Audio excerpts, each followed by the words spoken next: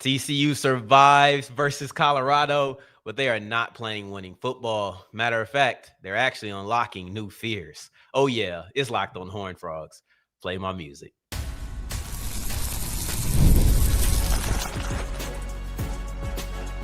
You are Locked on Horned Frogs, your daily podcast on the TCU Horned Frogs. Part of the Locked on Podcast Network, your team every day. What's going on, family? Welcome back to yet another live stream of Locked on Horned Frogs. I appreciate you for making this your first and second listen of the day after the game. If you were here the first go around, we're going to go ahead and put these comments up this time. I was trying to wait for a little bit before I got to the comments, but I was mute the whole time. So we're going to be in and out today. We're not going to be too long. We're going to go pretty briefly, about probably 10 or so minutes instead of the whole 15 to 20. But thank you for your patience. I genuinely do appreciate it. TCU is out here unlocking new fears for me. I know that they won this game versus Colorado, but I do not believe that they are playing good football. I do not believe that they're playing winning football. And I believe that when it comes to playing better opponents, when it comes to taking steps up in competition, I don't think that this is going to get it done. I apologize to anybody who was feeling excitement, relief, a little bit of joy from this game. I didn't take many of those. I probably took a little bit of relief in everything that happened, but I can't say that I walked away joyous. I thought that TCU, for the most part, played a sloppy game, and we'll get into the offense and the back half of the show. But they unlocked a new fear, and that's that Nate McCashlin is going to have to step out with the game on the line and deliver a game-winning kick. I know that sounds bad, but there's one part of me that's making this statement because I don't feel confident in his kicks. And there's another part of me that's making this statement because I don't feel like Sonny Dykes feels confident in his kicks. The Dykes part of it could genuinely be belief in Josh Hoover. I do want to acknowledge that, because when you have a quarterback like Josh Hoover and the game is on the line, you're probably going to trust your quarterback. So I don't want to dismiss that. But there's been times where I felt like Coach Dykes has been really aggressive in moments where I thought the points were what you should have done. Now, I am a risk-averse person. Shout out to you, Floyd D, DG16. Yeah, the refs were trying to play the Horned Frogs today. But I'm a relatively risk-averse person. So the idea of always going for it on fourth down just isn't really my mentality. It's also the reason I'm not a head coach. So I'm not here to criticize Coach Dykes. But what I will say is when it was 4th and 2, I thought they were going to take the field goal. It was 21-21. I didn't feel like either team was really getting any momentum at this time. And you should have just gone ahead and kicked because points were at a premium. And I personally felt like this is a game in which you needed to score. At the end of the day, you needed to score. However you were going to do it, you needed to score. And Coach Browse drew up a beautiful play on 4th and 2 that got the job done. I thought it was an amazing call. If you're going to go for it on 4th down, you get everybody condensed, you get everybody close to the line of scrimmage, thinking that a run is on the way, and you go ahead and pull your tight end to the back of the end zone, and he's wide open. So it was a phenomenal play. Once again, not here to be critical, but it does tell me some things. It just tells me a couple of things that, hey, where's the trust in Nate McCashlin? Where is it? Is it because he missed an easier field goal earlier that day? Is it because he missed a field goal that's not a chip shot, but it wasn't that difficult versus SMU? These things stick in my mind. So then when I see the missed opportunities by McCashlin, and then I think about what Coach Dykes is doing and the aggressiveness that I feel like he has shown in the red zone, these things start to add together. That end of the game where Josh Hoover throws a beautiful pass to Eric McAllister that was not easy. Let's be very clear. It was not easy, and it was an adjustment at the line of scrimmage. So it wasn't as clear-cut as the first one. This was more difficult. You could have kicked the field goal with 20 seconds left and put the game away, but you didn't. Eventually, if TCU keeps playing like this, you're going to get to an opportunity where you have to kick the field goal, where maybe it's 4th and 11, and you have to kick the field goal. I understand you trust Josh Hoover, but eventually you're going to have to put feet to the ball if you play this way, because Colorado is not a bad team. I think they're a below average team. They could be an average team if they would have beat TCU, Georgia Tech, or BYU. They could have been, but they didn't do any of those things because they're below average. And the way that you perform in situational football is a lot of the ways and a lot of the reasons on how we judge you or why we judge you the way that we do.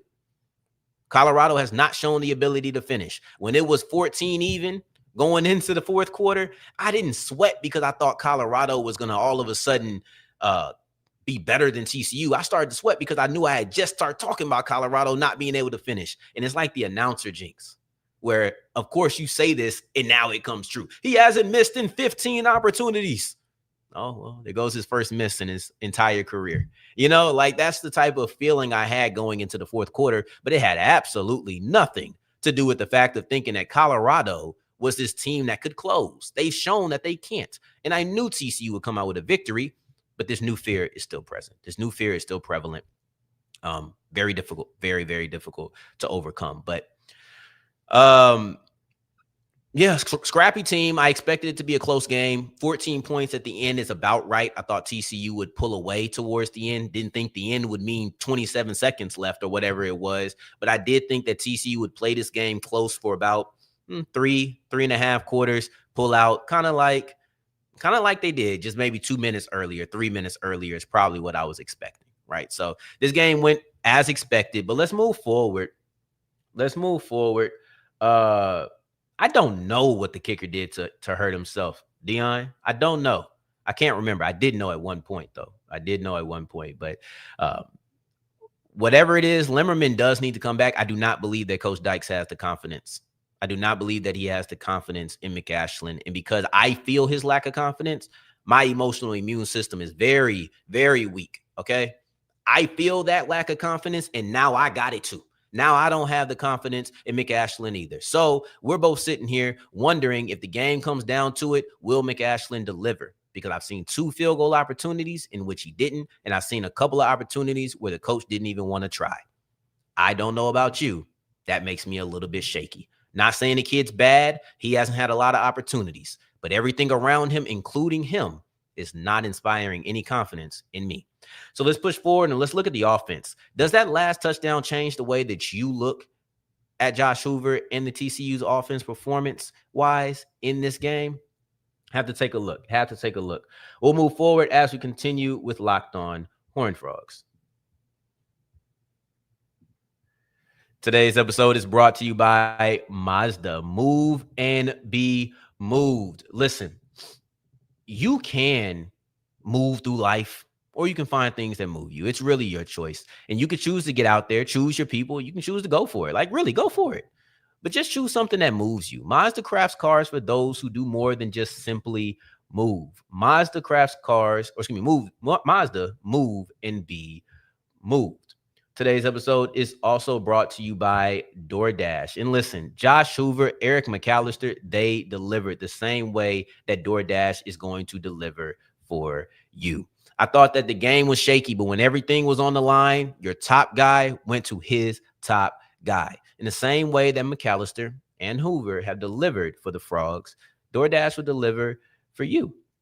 Because every Saturday ain't over yet. Stack it up all season, and you can save up to $250, including $100 in DoorDash credits. Order this Saturday. Keep the streak alive and fuel your game day only with DoorDash. And Peloton is here to reimagine your fitness journey. Listen, this is training reimagined because the brand new Peloton Cross Training Tread Plus, powered by Peloton IQ, is their most advanced equipment yet. Whether you're running, lifting, or cross training with your favorite instructors, the swivel screen is a game changer that allows you to go from all of those different features to the other. Let yourself run, lift, flex, and push forward. Explore the new Peloton Cross Training Tread Plus today at onepeloton.com.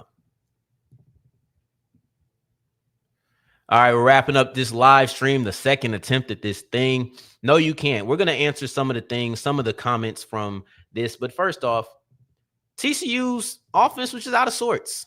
They can't run the ball. Was one of the things that people said. Can't run the football. I didn't really feel like they did a good job passing. I thought Hoover redeemed himself with that late touchdown because I thought that there were some opportunities that someone of Hoover's caliber should not have missed. I thought that there was opportunities to make plays like the corner route on Manjack. I thought that should have been a made throw. I understand he was drifting a little bit due to pressure, but I thought that someone with the ability of Hoover should have made that throw. I thought that there was another crosser. Maybe that was the Manjack as well. I'm not sure. But it was another crosser that was high the corner was long. I didn't think that the offense just in general was out of sync. The run game didn't work. I don't think I've seen Jeremy Payne. I didn't see news of his injury, but I don't think that he had a single carry. So something must have happened. I just didn't see it. But nothing was working. Nothing was working that day. Pressure, the offensive line still isn't stout. I thought they're still letting a little bit more. The opportunities on Josh Hoover is a little bit more prevalent than it was early in the season. This offensive line is questionable. The running game is questionable largely because of that. I think that they have talent in the running back room, but I don't think that the blocking has always been there. One thing I will say is the addition of Kevorian Barnes, the return of Barnes, it allowed you to really hit the inside. I don't think it was a lot of effectiveness in it, but it did allow you to do that in moments in which it was effective. It didn't feel like anybody other than Barnes would have been capable of that. Maybe that's just me being optimistic on it. I mean, why wouldn't I be optimistic after the first segment where I told you I have a new fear unlocked after a win? But the offense just isn't right. The defense kept this game close. If the defense does not have those 3 interceptions in the first half, this game looks different because I don't know what TCU looks like playing from behind. That's another fear. I tweeted this out. This is the first time we'll have to see TCU play from behind. Well, then you had an interception that allowed you to get a quick points, and now it's 14-14 going into halftime. So you didn't really have to play from behind for long. So I never got to really see what that looked like from the Horned Frogs. But I guess you don't always want to have it. You don't always want to look for that. But in general, this was very concerning. This was very disappointing. This was an all-around struggle. And you've seen that a couple of weeks. I thought they had struggles against SMU. I thought they struggled in general the majority of the Arizona State game after going up 17-0. They had some struggles in this game, and a lot of them can be tied to the offensive line. And that's probably the most concerning part. But there was some good things. Hoover was clutch. I thought he was the player of the game. He delivered some nice shots to Eric McAllister. So I'm not going to say it was all bad, but I would like to know if that changes anything for you. To me, it just shows me everything I already saw, that when things are going ugly, TCU has the talent to make up for it in spurts. But I just don't want things to go ugly as often. I think that would be ideal. But let's go through and read some stuff. Connor Dansport, no disrespect intended. Connor Dansport says that the refs were cheating us all day. I thought, man, there were some bad calls. There was some just bad calls in this game. I did not like the PI at the end of the first half. I loved it once I saw the interception come afterwards. So it was like, okay, because otherwise Colorado was kicking 3 there. But I didn't like the PI on the McAllister one. Ball don't lie. You end up getting it right back. So I would say the referees were cheating, so to speak. The referees were making some terrible calls. But it feels like every time they made a terrible call, outside of that lack of an offensive PI against Jamel Johnson, I thought the Colorado receiver did pull him so he could get open on that touchdown. But on the ones where you could have a play afterwards, it seemed like ball don't lie was existent. It felt like TCU made good on the next play. They bounced back really well. You don't want to bounce back, but I did feel like they did it. It's going to be a long game, long year with no run game. Richard Berry is right. Got to figure this out. If you don't run the football, it's just going to be Josh Hoover.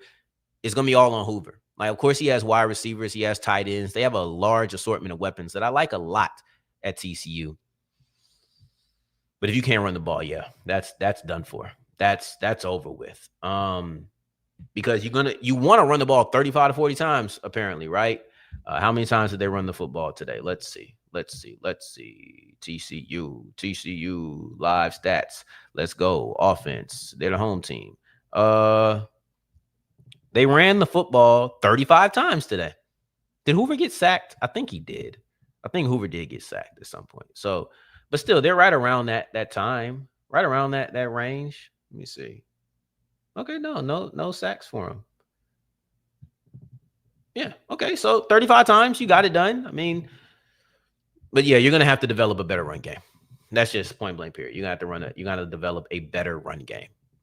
Against better competition. Can't win if you can't run the football. Can't win if you don't hit some of those passes too. Can't win if you're having to rely on interceptions. Can't win if you're letting teams drive down the football. field. Like at the end of the day, this was not good football by TCU, but they played a team that they are better than, and they played a team that I think is not in the same class as them, as far as same tier as them. I wouldn't say same class. That feels more disrespectful, but they're not in the same tier. And to me, there is a major difference between TCU and Colorado. So this was an overall struggle. You won, though. At the end of the day, you needed a win. You lose, and I thought the season was over. You won. You survived. And we can use that as a negative all we want. And by we, I mean me. I'm not going to put you on that. But I can use it as a negative all I want. But at the end of the day, surviving does mean that you still won. So that's got to count for something. We'll be back on Monday. We're going to try the PFF scores on Monday again, just to see how we feel about it. Don't know if it's going to stay on Monday or Tuesday, but we are. Also, those jerseys were nice, huh? I didn't have a pink shirt. I got to rectify that. But big or small, save them all, breast cancer awareness. Speaking of awareness, justice for Kyrie Lacey. That's been heavy on my heart today. And I know this isn't an LSU podcast. I know that this isn't a Louisiana podcast. So I won't go too deep into it. But what happened was an absolute injustice. And prayers to the family. Prayers to anybody who loved them. So until I see you guys on Monday, till the next time we hear each other, family, take care. Stay blessed. Peace.